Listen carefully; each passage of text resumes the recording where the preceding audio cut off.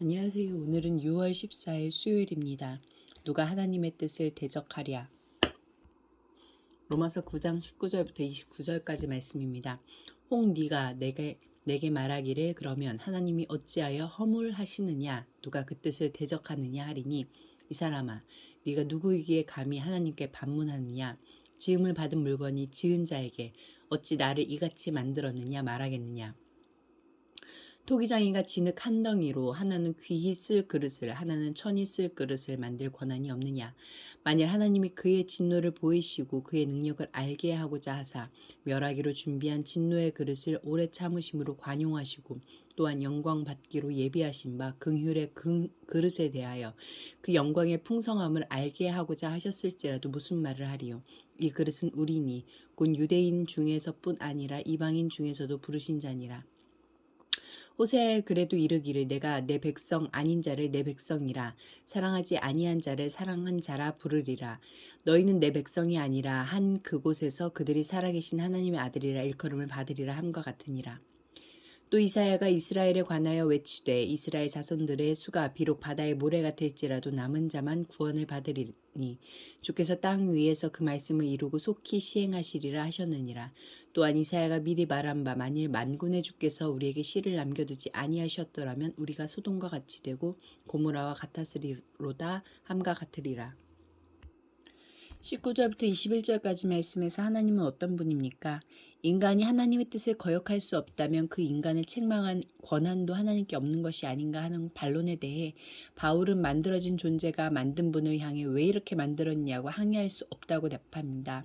토기장이에게 토기가 이 의의를 제기할 수 없는 것과 같습니다. 그것은 마치 피조물이 조물주보다 더 지혜롭고 능력이 있어서 하나님과 피조물 모두에게 가장 좋은 길을 알고 있다고 생각하는 오만한 태도입니다.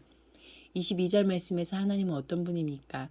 이스라엘 역사에서 하나님은 자기의 주권을 어떻게 사용하셨습니까? 자기 죄로 인해 마땅히 멸망당해야 할 자들을 너그럽게 대해주시는데 사용하셨습니다. 마땅히 멸망해야 할 자들을 구해주셨다고 항의할 피조물은 없습니다. 왜 그렇게 사랑과 긍휼이 풍성하느냐며 그 자비가 불공정하다고 탓할 수 없습니다. 23절과 24절 말씀에서 하나님은 어떤 분입니까? 하나님은 유대인뿐 아니라 이방인도 자기 백성으로 부르셨습니다. 영광 받을 긍휼의 그릇으로 삼으셨습니다. 심판하지 않을 자유와 구원하고자 하는 자를 선택할 자유를 모두 지니신 하나님은 이러한 자신의 주권을 더 큰 긍휼을 베푸는 데 사용하십니다. 완악하게 만들어 멸망시키는 데 쓰지 않으십니다. 내 뜻대로 되지 않는다고 불평하는 동안 내 뜻대로 벌인 일을 인내하고 수습하며 기다려주시는 하나님은 잊히고 말 것입니다. 25절부터 27절까지 말씀에서 하나님은 어떤 분입니까? 자기 백성이 아니었던 자를 불러서 백성으로 삼으시고 사랑하지 않던 백성을 사랑하는 백성이라고 부르셔서 구원하시는데 자기 주권을 사용하십니다. 혈통적인 이스라엘 자손이 아무리 많을지라도 부르심을 받은 자, 즉 남은 자만 구원을 얻을 것입니다. 구원은 하나님의 은혜와 긍휼로만 받을 수 있습니다.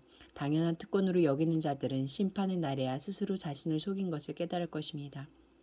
28절과 29절 말씀에서 하나님은 어떤 분입니까? 이방인의 구원과 이스라엘의 거절은 하나님의 구원 계획이 무산된 것을 의미하지 않습니다. 하나님은 말씀하신 바를 이루실 것입니다. 그렇지 않았다면 소돔과 고모라처럼 이미 인류는 멸망당했을 것입니다.